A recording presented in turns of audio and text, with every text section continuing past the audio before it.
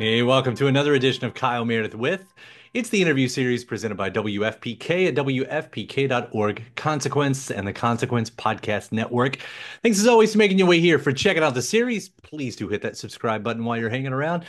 You'll get 3 new interviews sent to you every single week, just like this one, a new one every Monday, Wednesday, and Friday. Great way to keep up with your favorite artists and discover the new ones. You can grab us anywhere you get your podcast from, including Spotify, Apple Podcasts, NPR, WFPK.org, Consequence, or of course, right here on YouTube for the video versions. Anywhere you get your podcast from, you can subscribe to Kyle Meredith with. I'm Kyle Meredith today, talking with the cast of the show Shrinking, Season 2 on Apple TV Plus. Shrinking, if you remember, follows a grieving therapist, played by Jason Segel, who starts to break the rules and tell his clients exactly what he thinks. Ignoring his training and ethics, he finds himself making huge, tumultuous changes to people's lives, including his own. It also stars Harrison Ford. I will be talking with neither of those. You can't expect to have here Christa Miller, who plays Liz, Jessica Williams as Gabby, Luke Tennie as Sean, Lukita Maxwell as Alice, Michael Urie as Brian, Ted McGinley as Derek, and show creator, and back once again, Bill Lawrence, who's also created Scrubs and Cougar Town and Ted Lasso and Bad Monkey, just to name a few. We're going to be talking all about this show. We're going to be talking about each person's character growth into the second season. I'm also going to be asking them, with mental health in mind, who their go-to artist or song is that they kind of turn to when they need. So all that and more as we talk about season 2 of Shrinking on Apple TV Plus. It's Kyle Meredith with the cast of Shrinking. Hi, Kyle. Hi, Kyle. Hey, Kyle, how are you? Hey, how's it going? Hiya. Hi, Kyle. How are you? Hello again, Bill. I was about to say, Kyle, are you just going to do this every like 5 or 6 weeks, man? I'm ready. I'm okay with that if you are. Congrats on season 2 of Shrinking and everything that this show is. How often do you see the full story ahead of time when you're developing a show? Like John Hughes would talk about knowing what all of his characters are doing at any specific time. Like you're going into the second season, how far of this did you know from the beginning? Well, the cool thing about streaming, okay, you have to understand, I'm a dinosaur man. So when I used to, like when I pitched Scrubs, the first season was 25 episodes, which is almost, a season and 2 seasons and a third of this show. So this show, it was really easy. We went in and pitched the beginning, middle, we pitched the first 3 seasons. So we knew, who Brett Goldstein was going to be. We knew the first year was about grief. The second year is about forgiveness. We knew what the third year is about, but I won't tease it too much yet. So yeah, we definitely connect the dots within because we want to lean into what's working. Great examples this year. Lukita Maxwell and Luke Tennie, who play Alice and Sean, were such good young actress, but we didn't know that they were going to be able to go toe to toe with all these heavyweights. And so now you'll see them we lean into what's working. But yeah, we knew what the show was about, at least for these 3 seasons. Although I do want to ask about the acting, I got to start with the music because it is on point once again. Thank you. So many greats. Can you talk a little bit about that? Like, what's the mood you like to set on this show specifically? Well, I wanted, we had talked about it. I had talked about it with Apple and Bill before we started shooting. I really wanted to use new music because I love music so much. It's given me so much. I love when we launch a new artist. So I love using new music because it's easier to follow. I have so many favorite classics, greats, and unless it's something for Harrison, I really, or if we're if there's a song that really works, I try to use new music. And the tone is, I don't like it to get too dark because, I like to play off the beat. If a scene is super sad, I don't like to pile in with treacly music. It just depends. It's my favorite thing to do. I have a partner that helps me, Tony Von Purview.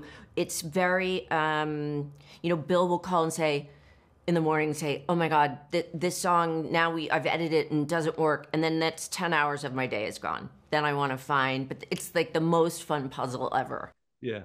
I'm so glad you like the music. Yeah, it is, seriously. I mean, Fink, Angie McMahon's Letting Go, one of my favorites. It's my favorite. And how great a place. That was genius. It's over 2 scenes. and it works at the beginning and the end. And then hearing the Strokes of Bad Decision. I mean, I know I could go on the national, just on and on. It's well done, perfectly done. Thank you. Thank Yeah. Music-wise, look, we talked about Bad Monkey last time, and I was obviously doing something very specific with music there that I won't belabor here. The music on this show, I mean, it's going to sound way too deep, but I think it has to be somewhat cerebral, you know what I mean? In the terms of the world we're living in, I want the songs to not just be pop anthems, and for the most part to be kind of commenting on the human condition, and so I guess that's a long-winded way of saying that my only contribution was that I really respond to the songs that I think are super deep, and make you think. Like, look, these guys are all therapists, and the opening lyric of the main song in the first episode is, "This is a song about somebody else." Do you know what I mean? And for us as writers, we all go, "Oh, that's what's so weird," because a lot of the times for therapists, the problem that is landed in their lap and tormenting them is somebody else's problem. You know what I mean? And so we get way nerdy on this stuff. And my wife's so good at it, man. And Tony, her partner, they do some shows together. They do some separately. You can see who they are because Tony was really forward on Bad Monkey, and he's a classic rock dude. And my wife is just crushing Shrinking, Yeah.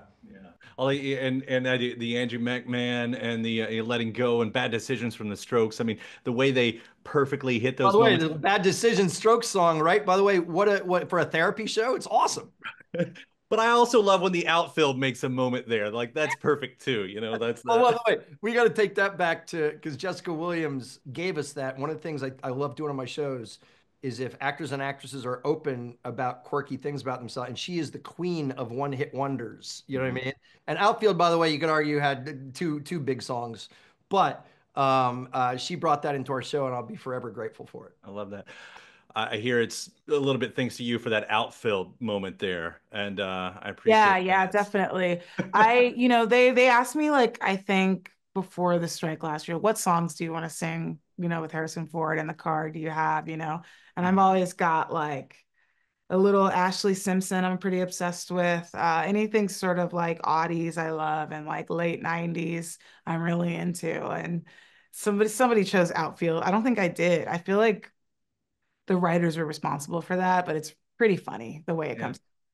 From what I understand, there's so much responsive comedy that goes on in improv. Going into season 2, is it more comfortable? Do you find that you found a different kind of groove that you work with each other? Yeah, I think going into season 2 for Shrinking, I was like nervous. I was really nervous because I was like, oh, was the first season a fluke? Like, can I do it again? And we had a strike. We had like a long strike. So shooting got pushed 6 months, and we kind of lost the initial momentum of the show coming out, getting a second season, getting to jump right into the next season.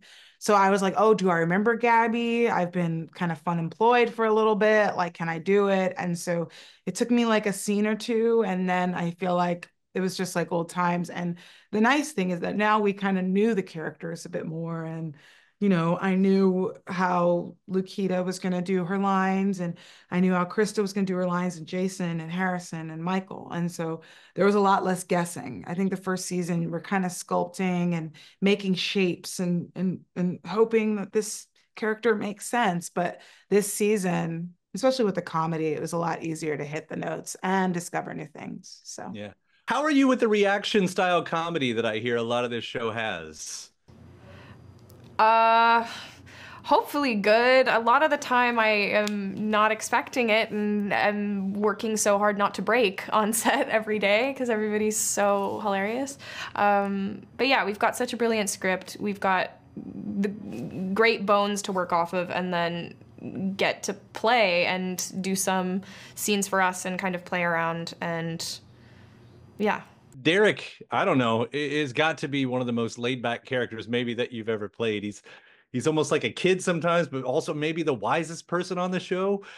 You hit it right on the nail. It seems like, yeah, that you're getting more screen time this season. Like, how do you like to play this guy? By the way, you nailed it. That's exactly right. And no one is happier than I that Derek has a little more time, and you get to know him better, and you kind of get to understand more of who Derek is, and that Derek appears, you hit it. He's kind of a surface. You think nothing's affecting him, but he's very deep, and deep enough that he doesn't ever. He doesn't sway quickly. He's easy, and he's going to be okay. He's going to help other people be okay.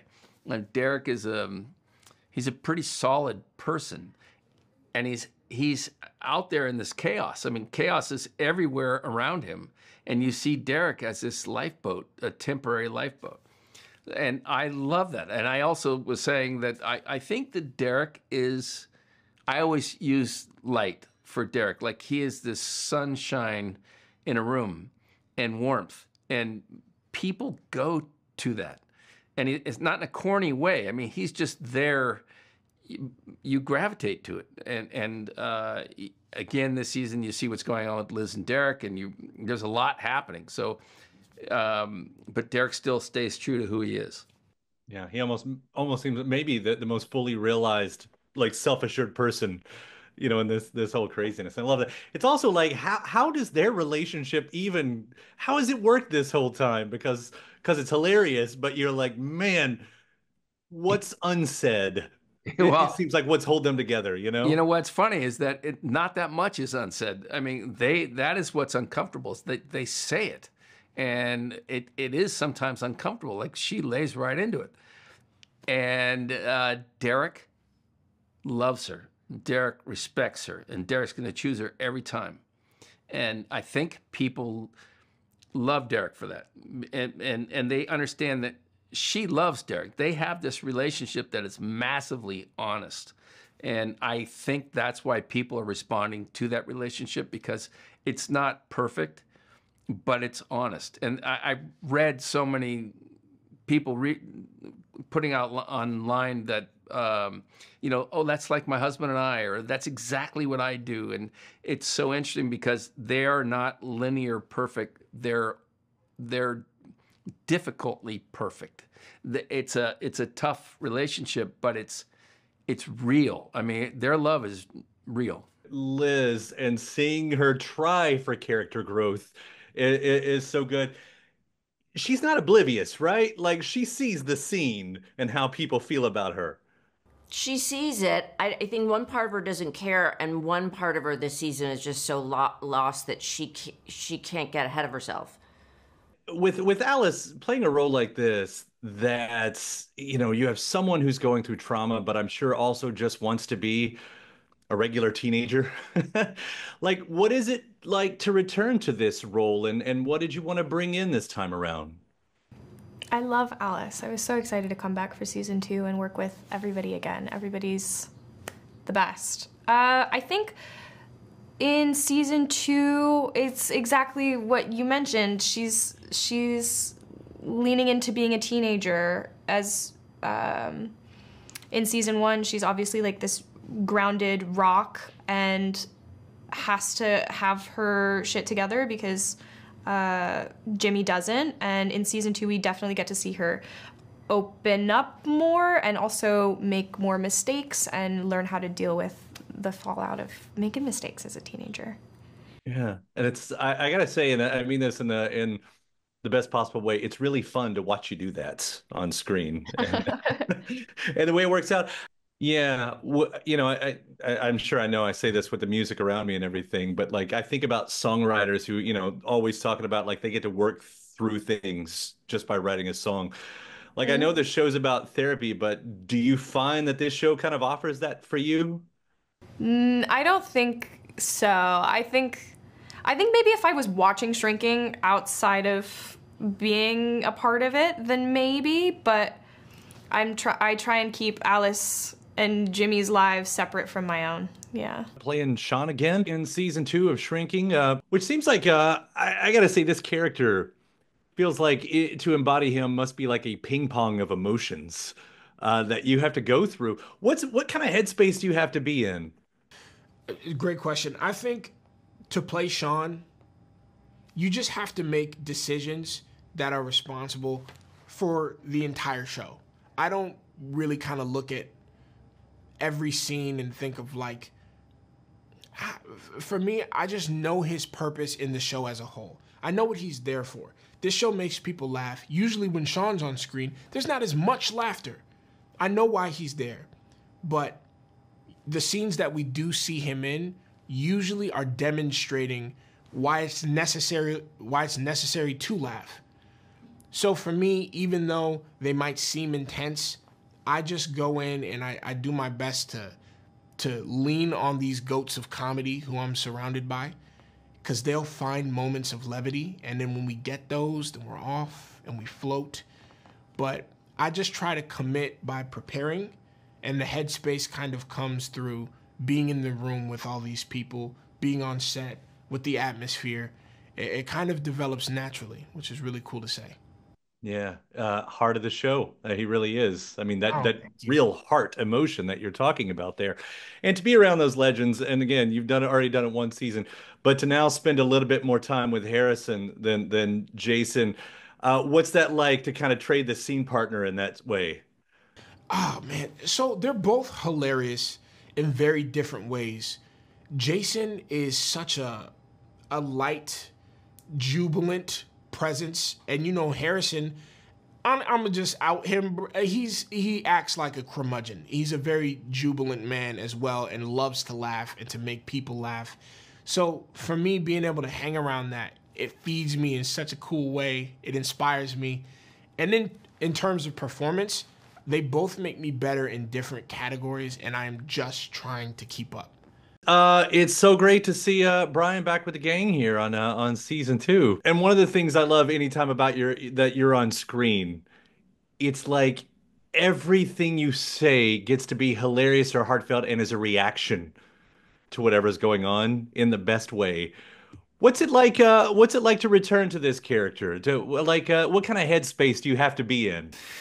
Oh, good question. He's he's a very spontaneous guy. He's not the kind of a guy who spends a lot of time thinking. He sort of is. I mean, that's interesting you say reacting. He's very reactive. He kind of goes through the world, for better or worse, taking it as it comes, and it gets him into trouble sometimes because he will explode a lot. He gets very sensitive, pretty selfish. But as an actor, it's really fun to play because you have to be kind of a live wire and always alive and reacting and totally sensitive and selfish. I mean, he's not selfish. They call him a narcissist a lot. I personally like to think that he doesn't mean to be that. Certainly doesn't mean to be that. No narcissist knows they're a narcissist, but I think it's a product of his own arrested development. I mean, I can certainly relate to when you spend time in the closet, you are not a fully developed person. And when you then come out of the closet, your relationships do change. And that's one of the things I love about this season that we explore with Brian and Jimmy is that they were friends when Brian was straight, and then they stayed friends after he came out. But that doesn't mean that Brian's the same guy that he was then. Like that's a different person, and so I've never really seen that on TV, and I really appreciated that we got to explore that, and I was grateful for that. It's not a huge thing in the show, but I was really grateful that we got to go there. Yeah, especially that line, going back into a relationship where you have to eat shit, just said so much about what was going on in that. Yeah. We talk about mental health and we talk about music. Like, do you have an artist or song that you go to, pick me up moments or lean into moments, whatever that might be? Yeah, I really love Rilo Kiley a lot. Like I fell in love with them probably when I was in high school and like the early to mid 2000s. And so they really stuck with me and feel really formative. It's like when I need a good cry, when I am crying, I don't know. Jenny Lewis really does it for me. She's great. Yeah. She's still the best. She her is. music's She's the still best. Yeah. Yeah. And she's like, I don't know. She's just herself. And that's like what I love in an artist. And that's what I love about her. For me, when I get in the trailer, I like to feel energy. I like to be energized. And there's this group called Wolfpack. I mentioned them earlier, man. They're like this new funk. You know about them? I know about Wolfpack. Yeah, Wolfpack. Love them. Love Corey them. Wong, yo, come on. The way he works that guitar, it's incredible. So him, but also shouts out to Segel, shouts out to Anderson .Paak, because they're all on my energetic playlist. Because when I get there, I want to get the wiggles out, whether I'm about to make people laugh, whether we're about to do a really intense dramatic scene. I just start from a point of energy, period, and that music helps me get there. The first thing that comes to mind, a happy song for me, is Instant Crush, Daft Punk, Julian Casablancas. But then on the opposite end of the spectrum, if I'm having like a shit day and wanna have cry time, then I'd probably say maybe like Radiohead. Any Radiohead in there. I will take any Radiohead. Any Tom York, any day. Yeah. My go-to artist is Barry Manilow, and I say that unironically. I am a Fanilow. I'm really more than a Fanilow. I'm an Ambassador. And his is the music that I go to. It's, you know what they say about addiction, that it's the thing that you do when you're happy or sad. I go to Manilow pretty much anytime. Not necessarily, I take breaks. I don't, I'm not like a full-time Manilow person, but if I need to pick me up, I'll go to Manilow. If I'm feeling emotional and I want to stay in that place and explore the emotions, I'll go to Manilow. I've seen him in concert like 20 times. Listen, I can't say enough about the guy. I love him. For me, Blake Shelton or Michael Bublé, Home. I use that a lot when I work, and so often you're off on location somewhere or whatever, and there's just something about that just triggers me to get there, and I love it. And I do use music a lot when I work sometimes, and that's a good question in my book. I like that question. Weirdly, if I'm feeling blue, I don't like to listen to music. So I can take my temperature of what's going on with me if I don't want to listen to music in the car. I mean, I'm a big Howard Stern fan, so I'm usually Howard Stern. But I would say pick me up music. I was just listening to a playlist I had, and it happened to be Talking Heads, Bowie, General Public. All these weird songs came up. U2 was just today. Yeah. Well, what you all do is magic on that screen, and I mean that. Congratulations on this, and well done on the soundtrack. I loved every minute. That means so much to me. I appreciate it. Yeah. Well, it was a pleasure getting to talk to you. Thank you so much, and congrats again on this season. I love it. Thank you so much. I'm so proud of this season. Thank you. Thank you. Thank you so much. Thank you very much. Thank you, of course. It was nice to meet you. Take care. You too. See you, man. Thank you. And thanks to my guest. Also, thanks to you for checking out the episode in the series. Before you get out of here, hit that subscribe button. Again, you get 3 brand new interviews every single week. New one every Monday, Wednesday, and Friday at right here on YouTube, or of course anywhere in podcast land, including iTunes, Apple Podcasts, Spotify, Podchaser, NPR, or WFPK.org as well. A great way to keep up with your favorite artists and discover new ones as well. Then after that, actually head over to WFPK.org. That's where I do a show Monday through Friday, 6 p.m. Eastern. It's an hour full of song premieres, music news, anniversary spins, bonus interviews, Monday through Friday, 6 p.m. Eastern at WFPK.org. Consequence has your music and film news. You can also find me on the social media spots, Facebook, Instagram, mostly on Twitter. All 3 of them, the address is at Kyle Meredith. Do hope you like and follow along. That does it for another edition. I'm Kyle Meredith. I'll see you next time.